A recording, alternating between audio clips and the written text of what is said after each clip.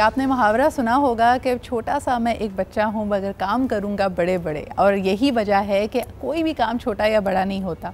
ख़ास तौर पे अगर आप किसी मिनिएचर आर्टिस्ट से मुलाकात करें, उनका काम ही बारीकी और नफासत का है और पूरी दुनिया में it's a flourishing art form.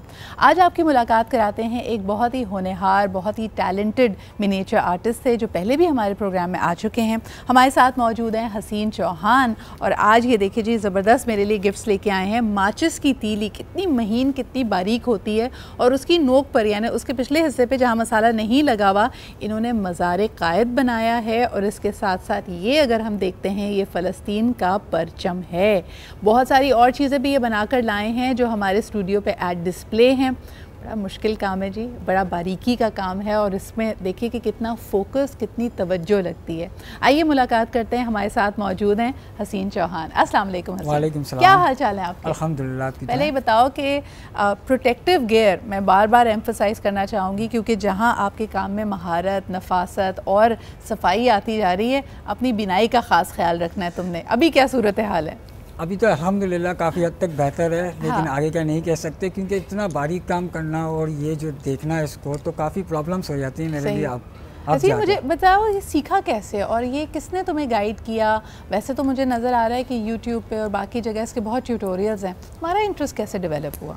Interest इस तरह डेवलप हुआ कि मैंने देखा काम करते हुए लोगों को, कि मैंने चाहा कि कुछ डिफरेंट किया जाए जो मतलब देखने में भी अच्छा हो। हाँ। और लोग देखें तो हैरत भी हो कि किस तरह आपने बनाया और किस तरह इस पे काम किया है। बिल्कुल। तो बड़ी पेंटिंग्स तो काफ़ी मैंने की, स्केचिंग्स भी की। फिर मैंने सोचा, एक दिन मेरे बैठे बैठे मेरे दिमाग में आया कि यार कुछ ऐसा करना चाहिए जो डिफरेंट दिखे कुछ। तो मैंने जो है ना उसको स्टोन को लिया, उसके बाद उसको काफ़ी देर ऑब्जर्व करने के बाद मैंने चाहा कि इस पर खाने काबा बनाया जाए। तो फर्स्ट टाइम मैंने खाने काबा की पेंटिंग तैयार की थी 5 मिलीमीटर पर। उसके बाद नेक्स्ट स्टेप लेता गया, लेने के बाद फिर मैं 1 मिलीमीटर तक पहुंच गया अल्हम्दुलिल्लाह। अच्छा, मुझे बताओ कि क्योंकि तुमने दोनों स्केल्स पे काम किया हुआ है, बहुत बड़े कैनवसेस पे भी काम किया और मिनिएचर पे भी काम किया है, ज़्यादा मुश्किल स्केल को मेंटेन करना कहाँ होता है? बहुत बड़े कैनवस पे या मिनिएचर पे? मिनिएचर पे। हाँ। क्योंकि जिस तरह आप देखते हैं कि माचिस की एक तीली है, ठीक है, उसको ऑब्जर्व करने के, इसके ऊपर हमें किस तरह काम करना है, किस तरह इस पर ड्राइंग हो सकती है, ठीक है, और किस तरह इसका एक लेआउट तैयार होगा कि हमें जो है ना कटिंग कहाँ से करनी है, स्टार्टिंग कहाँ से लेनी है और एंड कहाँ करना है इसका। अच्छा, कितनी दफ़ा अटेम्प्ट्स में चीज़ ख़राब हो जाती है? जैसे बड़ा कैनवस हो तो शायद उसमें करेक्ट आप कर सकते हैं ना अपने आप को कि अच्छा चलो थोड़ी सी रद्दो बदल कर ली, लेकिन इसमें तो you have to start all over again. इसमें गलती की गुंजाइश है ही नहीं ना। अगर हम इसका कुछ कहीं से भी हल्का सा भी नाइफ ज़्यादा लग गया या टूट गया, फिर उसको चिपकाने में बड़ी प्रॉब्लम्स आ जाती हैं। क्योंकि अगर इसका पीस अगर टूटता भी है तो वो मिलीमीटर्स में होगा। सही। पहले तो उसको उठाना, उसके बाद उसको सही जगह पे चिपकाना, तो इसको ज़ाया करना पड़ता है। नेक्स्ट स्टेप फिर नई चीज़ से नया स्टार्ट करना पड़ता है। अच्छा, ये अब मुझे बताएं कि आप कितने अरसे से इस फील्ड पे हैं और इस मीडियम में क्या क्या चीज़ें, अच्छा जैसे आपने खाने काबा की बात की, उसमें आपने स्टोन का इस्तेमाल किया, ये जो मिनिएचर्स मेरे पास हैं इसमें माचिस की तीली का इस्तेमाल हो रहा है, और किन किन मीडियम्स पे काम किया हुआ है?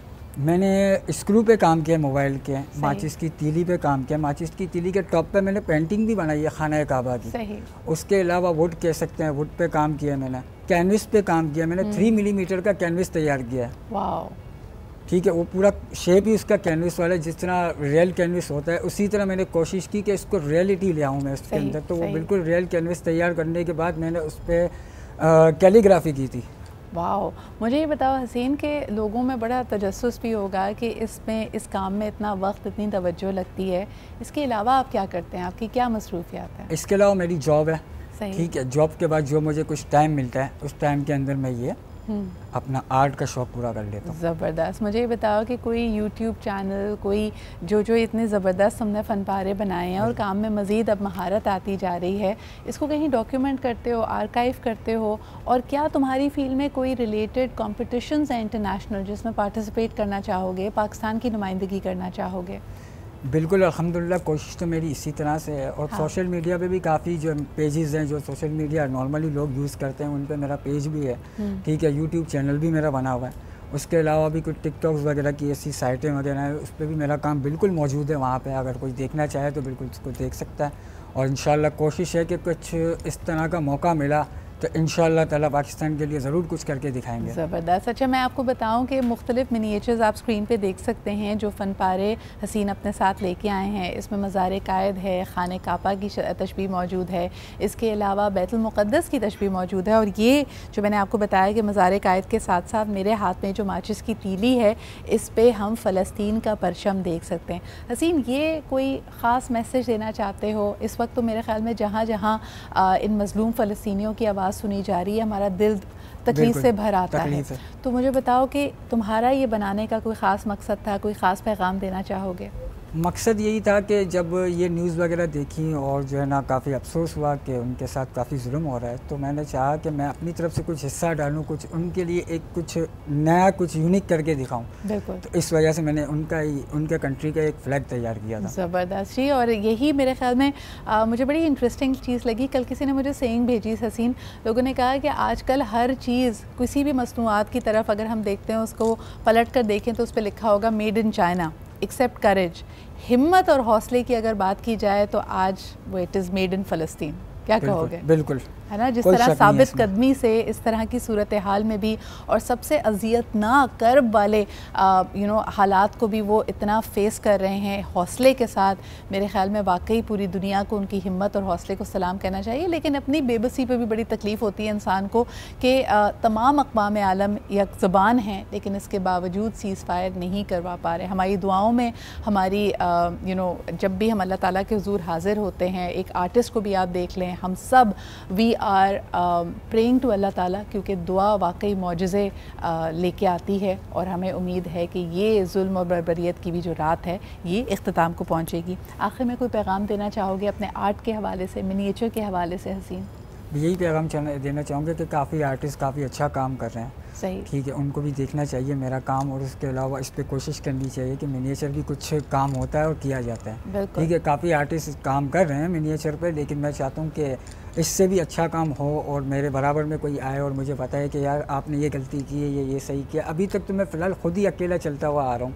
ठीक है, मैं चाहता हूँ कि मेरे सामने भी कोई आए, ठीक है, खड़ा हो और मुझे कहे कि आपने 1 मिलीमीटर पे काम किया तो मैंने उस पर 1 मिलीमीटर पे काम किया। मज़ीद अगर उसको चैलेंज किया जा सके, और अगर मिनिएचर आर्टिस्ट हैं, please get in touch with हसीन, ताकि आप लोग भी कोई एक कोई अपना क्लब बना सकें। हमें पता चले कि इस आर्ट को भी पाकिस्तान में फ़रोग़ मिल रहा है। और सबसे बढ़कर ये कि आज जबकि हम बहुत मटीरियलिज़म का शिकार हैं, बड़ी बड़ी फ़नपारों को अपने घर में जगह देते हैं, मेरे ख़्याल में अहम ये भी है कि मिनिएचर के आर्ट को हम अपने एज़ पाकिस्तान की तहज़ीब को प्रमोट करने के लिए भी इस्तेमाल कर सकते हैं। इतने सफ़ीर, इतने डिप्लोमैट्स और फॉरेन डिग्नेटरीज़ आते हैं, उनके साथ एक छोटी सी लाइट सी चीज़ ट्रैवल करना ज़्यादा आसान है, और miniature paintings can be a wonderful gateway to understanding a country's culture. शुक्रिया हमारे साथ मौजूद होने के लिए हसीन।